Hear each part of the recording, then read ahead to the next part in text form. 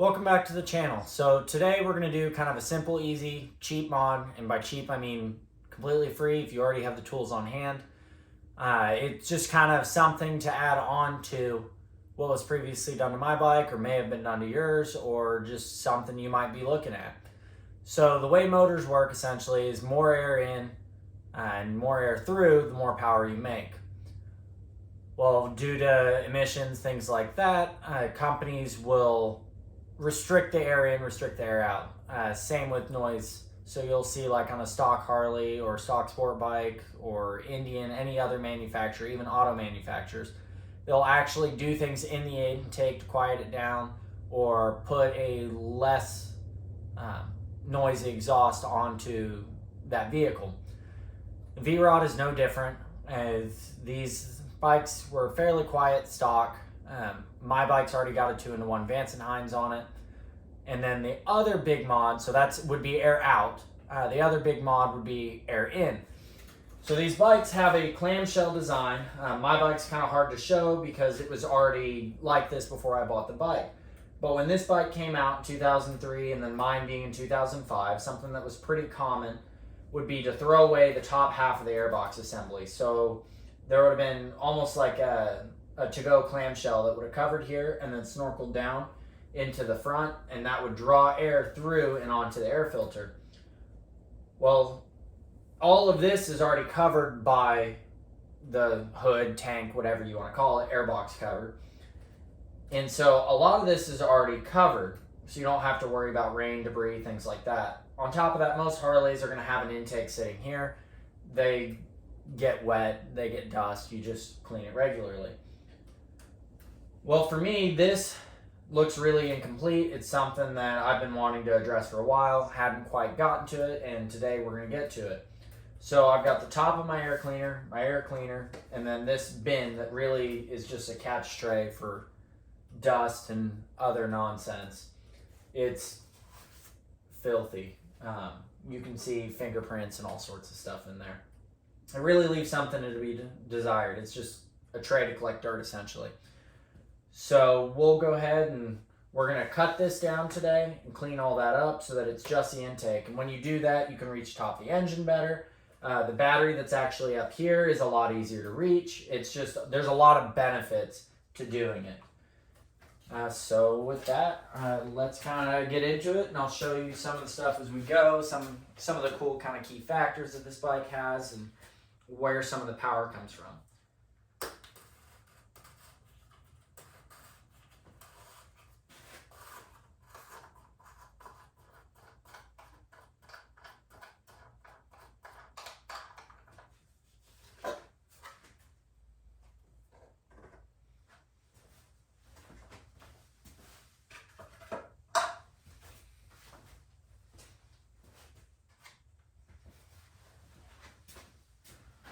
So I'm going to move you kind of in position here to show you a couple kind of cool things.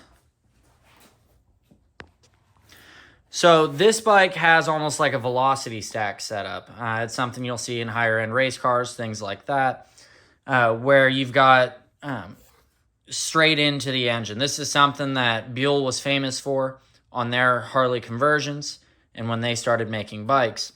So if you look down here, a normal Harley is going to have an intake here, and it's going to go into each cylinder, and that creates hard angles and issues with air distribution. So what they did on the V-Rod to help with the RPMs, they actually put velocity stacks. So the air is drawn straight into the filter and then down into the cylinder, and it's a lot faster, and it creates less swirls and less issues with it. So it's actually got the 2 velocity stacks, and then there's actually science that supports the shorter your intake, the higher the power at RPM, so your horsepower. And then the longer the intake, the more torque you make. So to Harley, to even it out, essentially created a short intake and a tall intake, and that helps even out the power between up and down. With this being a street bike and not like one of the V-Rod Destroyers, it's important to have a good kind of middle range because this bike is going to live kind of at an intermediate RPM.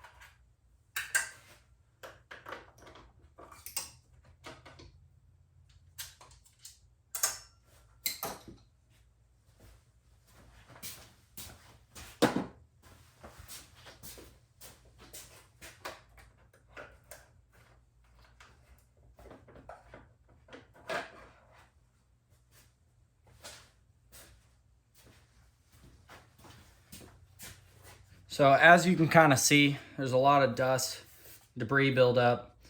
It's a tray on top of the engine that collects dirt and nonsense. And it just really could use a trim. Like I said, this was not the way it was intended to be used, but it was pretty common at that time. And so what we're gonna do is we're gonna go through and follow this route around and trim that up so that it doesn't have all the crap just floating around in there.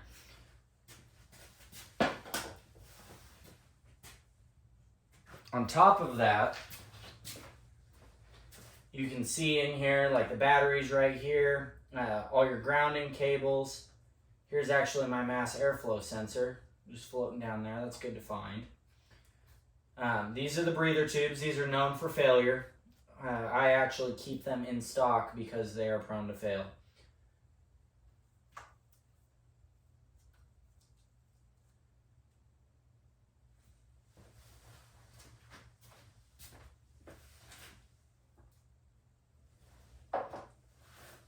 Which will actually probably replace that front one now. So we're gonna trim out this tub. We're gonna trim around here. That way it's just the air filter. You don't have this tray anymore. We are gonna leave some room around here, and you can kind of see a rough pencil mark for the mass airflow to go somewhere around in there. I'm not totally sure yet where I wanna put that. I may bring it up into this side and keep this part of the tray, but all of this around here will be gone. We're gonna go over just kind of the aesthetics of it and make it look nice.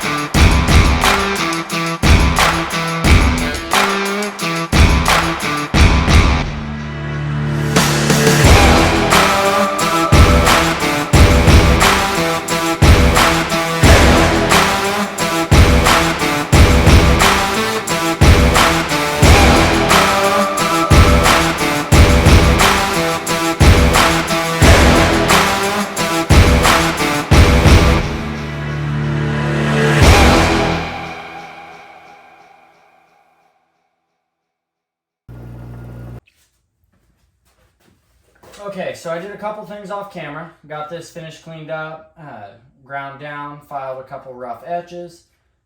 It's in a lot better shape. In doing so, I kind of noticed that this hole right here, which is actually this breather hose, this is a new breather hose that I've got for the bike.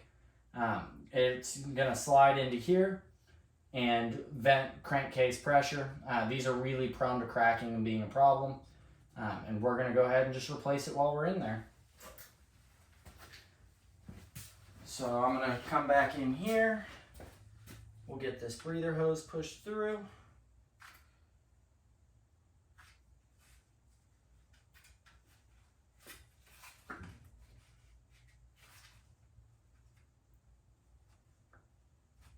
Might be a little bit of a pain.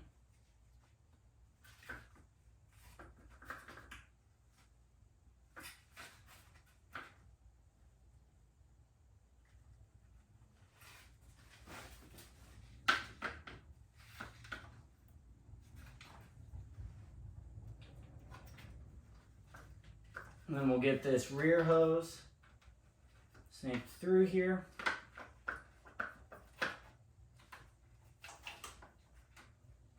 Everything lined up and pressed down.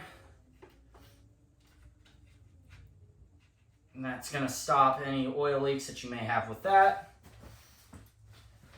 And then you're going to remember that your front velocity stack goes forward.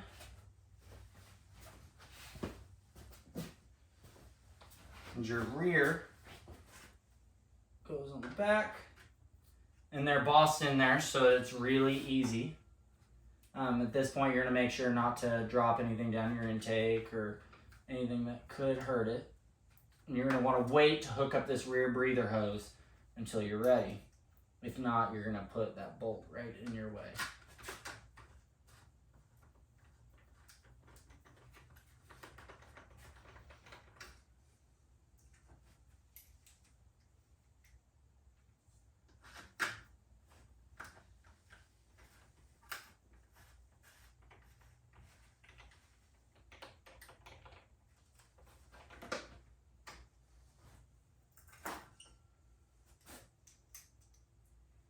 Again, taking special care not to drop any bolts down the intake. That could definitely be a nightmare.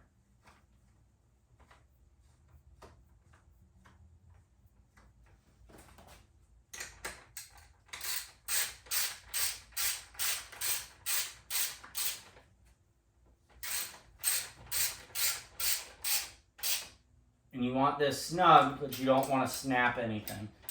These are aluminum heads and not cheap to replace, and you can definitely hurt something by getting a little overzealous with it. So once I feel it getting snug, I just finish snugging it up and move to the next one.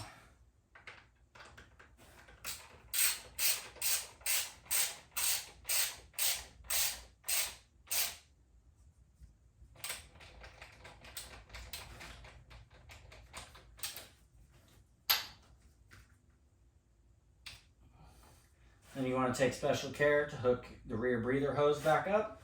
So now I've got both breather hoses in, and we're going to get this front velocity stack in.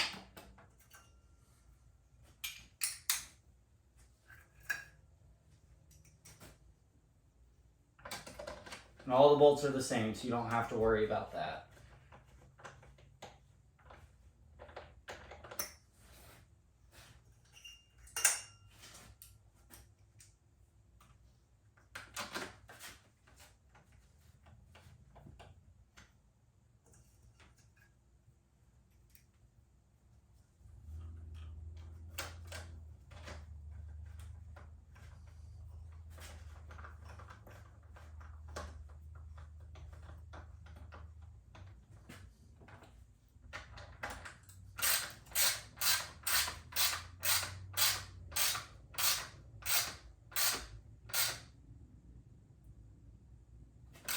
Again, nice and snug, but not so snug that you're not going to get it back out and that you're not going to break any bolts.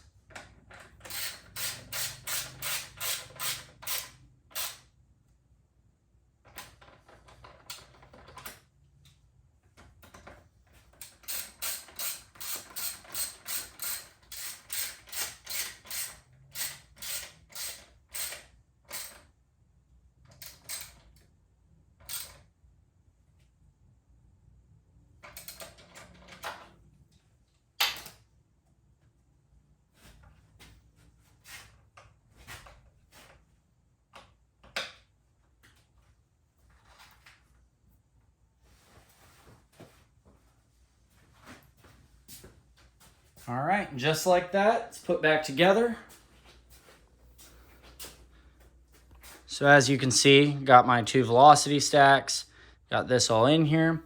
I went ahead and drilled a hole in some of the remnant plastic we had for the mass airflow wire. I face mine down. There's not a whole lot of space really kind of anywhere in here. And because of that, there's really not a good place for it. I've seen a lot of guys, they'll bolt them to the side and then actually stick it up toward the fins. Mine's been laying underneath for who knows how long. And so I think that is going to work just fine for my application, but you can see it's a lot better for me to be able to work in there and not have any issues.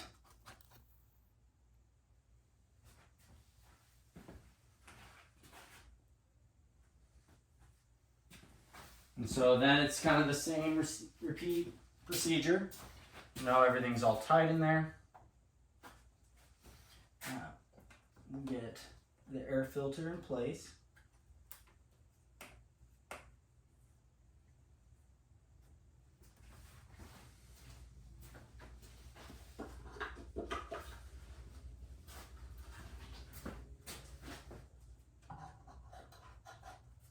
And then the intake goes on top, or the hat, I should say.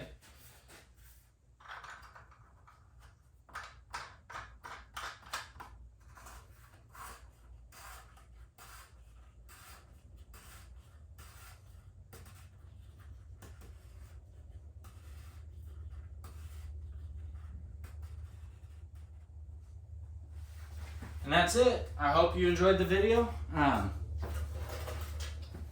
Like and subscribe. I'm going to be doing more content like this, just things to kind of bring the V-Rod to life, make it easier to work on, clean it up. We're definitely going for a factory kind of plus style on this bike. So just bringing it up and doing some work to it and just making it even better than it is. I hope you watch this one. I hope you watch the next one. Thank you.